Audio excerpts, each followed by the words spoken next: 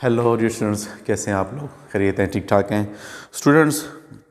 आज जो मैंने आपके लिए टॉपिक चुना है वो हमारे पास पीएच एंड पीओएच के मुतालिक एक बहुत ही इंपॉर्टेंट टॉपिक है। और इसको आप वीडियो को इंशाल्लाह एंड तक देखें तो इंशाल्लाह आपको वीडियो के एंड तक आपको कंप्लीट इन्फॉर्मेशन समझ आ जाएगी और इसके ऊपर जितने भी मल्टीपल चॉइस क्वेश्चन आते हैं इंशाल्लाह उसको आप आसानी से हल कर सकेंगे। तो बहुत सारे स्टूडेंट्स को ये मसला रहता है, इंशाल्लाह अगर आपने ये वीडियो देख ली तो आपको इस मुकम्मल स्केल्स की समझ आ जाएगी। तो pH and pOH scale students, हमें एक साइंटिस्ट थे जर्मन, सोरेनसन साइंटिस्ट हैं जिसने हमें ये स्केल दिया है।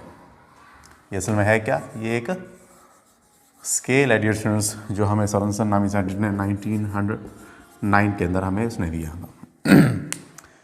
पीच जो लफ्ज़ है असल में इसका मतलब क्या होता है? ये जो पी है, ये P stand for power over concentration.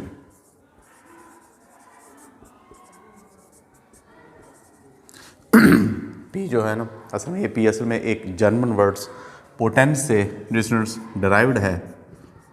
क्या मतलब है? पोटेंस, जिसका मतलब होता है पोटेंशियल या power of hydrogen ion concentration. इसमें H क्या है? Hydrogen ion. और इसी तरह POH क्या हो जाएगी? Power of hydroxyl ion concentration. तो डियर स्टूडेंट्स, हमारे पास ये एक स्केल है। स्केल एक स्टैंडर्ड होता है, एक पैमाना होता है जिससे हम किसी चीज़ की मेजरमेंट्स करते हैं। जैसे अगर आपने किसी चीज़ का वज़न करना हो तो हम उसको किलोग्राम ग्राम्स के अंदर उसकी मेजर कर रहे होते हैं। किसी कपड़े की पैमाइश करनी है तो उसको हम लेंथ से उसकी मीटर से उसकी मेजरमेंट करते हैं। इसी तरह एसिड्स की भी डियर स्टूडेंट्स कुछ मेजरमेंट्स तो होनी चाहिए कि हमें ये पता चले कि ये स्ट्रॉन्ग एसिड है, ये वीक एसिड है, ये स्ट्रॉन्ग बेस है, ये वीक बेस है। इसकी मेजरमेंट्स हम कैसे करेंगे? हमें ये तो पता चल गया कि एसिड्स वो होते हैं जो हाइड्रोजन आयन देते हैं, एसिड्स वो होते हैं जो प्रोटॉन देते हैं, ये एसिड्स वो होते हैं जो हमें प्रोटॉन्स एक्सेप्ट करते हैं। ये सारी चीज़ें तो हमने अरेहीनियस और लेवेस के कंसेप्ट आपने पढ़ ली। अब इसकी मेजरमेंट से हम कैसे करेंगे? इसकी स्ट्रेंथ आप कैसे मालूम करेंगे कि ये वीक है, कमज़ोर है, कैसे आप इसकी? तो इस सारी मेजरमेंट्स को कैलकुलेट करने के लिए, यानी एसिड्स की जो मेजरमेंट्स होती है वो तो पीएच स्केल से ही उसकी हम कैलकुलेट कर सकते हैं। तो ये बड़ा सादा सा उसने हमें ये स्केल प्रोवाइड किया हुआ है, बहुत ही आसान है अगर आप इसको ऐसे समझें। तो उसने हमें कहा कि पीएच जो है ना डियर स्टूडेंट्स, ये असल में negative log of hydrogen ion concentration, और POH जो होती है वो क्या होती है? It is the negative log of hydroxyl ion concentration. Dear students, आप लोगों ने पीछे एक टॉपिक में मैंने आपको एक चीज़ पढ़ाई थी जिसको हम ion product of constant water constant कहते थे, और ये हमने निकाला था 1 × 10⁻⁻14 इसकी वैल्यूज़ हमने निकाली हुई थी। तो डिस्टेंस ये जो -14 होती है, इनकी जो वैल्यू हमने निकाली थी वो हमारे पास थी 1 × 10⁻⁷ तो ये -7 -14 बहुत कम वैल्यूज़ होती हैं। कन्वेंशनली हम इसको कन्वेंशनली इसका नेगेटिव ना लाग लेके या नेचुरल लाग लेके हम इसको पॉजिटिव वैल्यूज़ में कन्वर्ट कर रहे होते हैं। तो यहाँ पर भी जस्ट यही हो रहा है कि pH is the negative log of hydrogen ion concentration and POH is the negative log of hydroxyl ion concentration से आप इसकी पॉजिटिव वैल्यूज़ निकाल सकते हैं और आपको इसकी एसिडिटी और बेसिसिटी की मालूमात हासिल हो जाती हैं। डियर स्टूडेंट्स, एक पैमाना होता है, ये जो pH स्केल है जो कि 0 से 14 के दरमियान में होता है। जैसे इसको हम स्केल जो है हमारा ये 0 से स्टार्ट होता है और 14 पे जाके ये ख़त्म होता है। पीएच स्केल की बात हो रही है। इस साइड पे अगर आप यहाँ पर पीएच ले लें और एक साइड पे आप POH ले लें तो ज़रा आपको आसानी हो जाएगी। दरमियान में हमारे पास 7 होती है। तो हर वो सोल्यूशन, हर वो सब्सटेंस, हर वो चीज़ मॉलिक्यूल जिसकी pH 7 हो तो वो डिस्टेंस हमारे पास न्यूट्रल होता है। न्यूट्रल क्या मतलब होता है? ना वो एसिड है ना वो बेस है, इन दोनों के दरमियान, यानी ना वो एसिड रखते हैं ना वो बेसिक कैरेक्टर होता है, ये न्यूट्रल होता है। जिस चीज़ की भी pH अगर 7 निकल आए तो हम कहते हैं कि ये हमारे पास न्यूट्रल होता है। जैसे वाटर है जिसमें हमारे पास वाटर न्यूट्रल होता है। अगर आप इसकी इसमें वैल्यू पुट करें तो आसानी से उसकी pH हमारे पास 7 निकलती है। इसके निकाल कर भी देता हूँ कैसे निकलेगी। तो pH डिस्टेंस हमारे पास 0 से स्टार्ट होती है और यहाँ पर 0, 1 और इस तरह चलते जाएंगे 7 तक, और इस तरह यहाँ पर 8, 9 और चलते जाएंगे यहाँ 14 तक। तो pH आपको नजर आ रहा है डिस्टेंस के pH is the negative log of hydrogen ion concentration. Negative log यानी ये जो वैल्यूज है ये माइनस में डिस्टेंस, इसकी जितनी कंसंट्रेशन, इसकी मिकदार जितनी ज़्यादा होगी pH की वैल्यू उतनी कम निकलेगी। माइनस में है ना डिस्टेंस, तो ये माइनस में जितनी वैल्यू बड़ी होती है उतनी ही इसकी वैल्यू क्या हो जाएगी, ये जितना ज़्यादा होगा ये इतना ही कम वैल्यू से निकलेगी। इनका इन्वर्स रिलेशन है, इसका आप ऐसा समझ लें, इन्वर्स रिलेशन है, नेगेटिव में है ना। इसको आप ऐसे भी लिख सकते हैं डिस्टेंस, अगर आप इसको ऐसे लिख लें कि pH is equal to 1/2 log of hydrogen ion concentration. तो इन्वर्स रिलेशन है, जितनी इसकी वैल्यूज कंसंट्रेशन, इसकी जितनी ज़्यादा नंबर ऑफ हाइड्रोजन प्रोड्यूस होंगे उसकी वैल्यू उतनी ही ज़्यादा, pH की वैल्यू उतनी ही कम निकलेगी। तो कहने का मतलब है जो जितने भी स्ट्रॉन्ग एसिड होते हैं वो हमारे पास यहाँ पर होती है, यानी इसकी अगर आप देखें कि pH की वैल्यू यहाँ पर तो pH जैसे बढ़ रहा है तो वो न्यूट्रल की तरफ है, यानी उसकी एसिडिटी कम हो रही है। जैसे आप pH की वैल्यू जितनी आप इस साइड पे जाते जाएंगे तो सबसे पहले आपको यहाँ पर स्ट्रॉन्ग एसिड देखने को मिलेंगे, उसके बाद फिर वीक एसिड होते हैं, नेक्स्ट तो फिर न्यूट्रल आ जाते हैं। अब इसके बाद जो pH की वैल्यू 7-8 से ऊपर चले जाते हैं तो यहाँ पर बस हमारे बेसिक सोल्यूशन स्टार्ट हो जाते हैं। पहले वीक बेस होते हैं, यानी pH की वैल्यू कम है तो वीक बेस हो जाएगा। नेक्स्ट फिर जैसे आप इसकी वैल्यू बढ़ाते जाएँ, OH की तरफ चलते जाएँ तो यहाँ हमारे पास क्या हो जाएगा, स्ट्रॉन्ग बेसिक सोल्यूशन होंगे।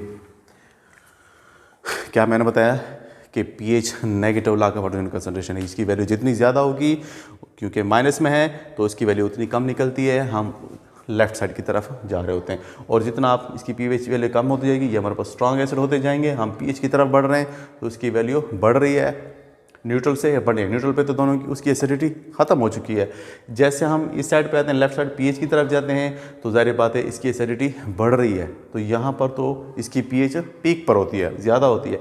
उसके बाद जैसे आप उसकी इस साइड पे जाएं तो यहाँ पर सोल्यूशन न्यूट्रल होते जा रहे हैं, फिर बेसिक होते जा रहे हैं। तो कहने का मतलब है जितनी वैल्यू pH की अगर कम होगी वो उतने ज़्यादा स्ट्रॉन्ग एसिड होंगे, जैसे जैसे उसकी वैल्यू बढ़ती जाएगी तो हम एसिडिक पोर्शन से बेसिक वाले पोर्शन में जा रहे हैं। न्यूट्रिएंट्स समझ आ रही है। जैसे 7 पे जो भी सब्सटेंस होगा उसकी pH, अगर किसी सब्सटेंस की pH 7 हो तो वो न्यूट्रल होगा, जिसकी pH 7 से कम हो तो ये एसिडिक पोर्शन है, और जिसकी pH 7 से अबव हो, ज़्यादा हो तो हमारे पास बेसिक सोल्यूशन हो जाते हैं। बड़ा ही सिंप्लीफाई मैनर में आप इसको आसानी से याद कर सकते हैं। क्लियर हो रहा है स्टूडेंट्स। अब हम एक इक्वेशन है जिसको मोस्टली आपने देखा होगा कि pH plus POH distance equal होती है 14 की। तो ये कैसे हम कैसे फाइंड आउट करेंगे। तो जैसे आपने एक इक्वेशन पढ़ी पिछले, मैं बता चुका हूँ कि hydroxyl ion concentration is equal to hydrogen ion concentration is equal to क्या होती है, 1 × 10 की ताकत -14 के बराबर निकलती है। अब इन दोनों का डिस्टेंस अगर आप नेगेटिव लॉग ले लें दोनों साइडों पे, तो इसका भी नेगेटिव लॉग ले लें तो इक्वेशन की कुछ इस किस्म की सूरत हाल हो जाती है। Negative log of hydrogen ion concentration plus यहाँ पर फिर यहाँ पर माइनस नेगेटिव लॉग ऑफ, ये इसको थोड़ा सा negative log of hydroxyl ion concentration, और ये हो जाएगा, इसका भी नेगेटिव लॉग ले लें डिस्टेंस तो ये हो जाएगा negative log of multiply by 1 multiply by 10 की पावर -14। अब ये जो चीज़ है डिस्टेंस, इसको अगर आप ज़रा गौर से देखें, negative log of hydrogen ion concentration किसके बराबर होती है, अभी आपने देखा किसके बराबर होती है, pH के डिस्टेंस, ये pH के। तो हम इसकी जगह क्या लिख सकते हैं, इसकी जगह आप लिख सकते हैं ना pH, यहाँ पर प्लस, और ये आपको नज़र आ रहा है डिस्टेंस, ये किसके बराबर होगा, POH के। तो आप इसकी जगह आसानी से लिख लें POH।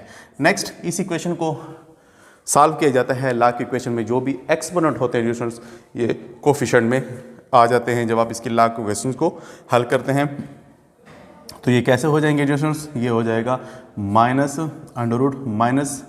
यहाँ पर 14 multiply by log log 10 duration हमारे पास जो होता है वो 1 के बराबर निकलता है, तो यहाँ पर minus minus equal two plus के बराबर हो जाएगा।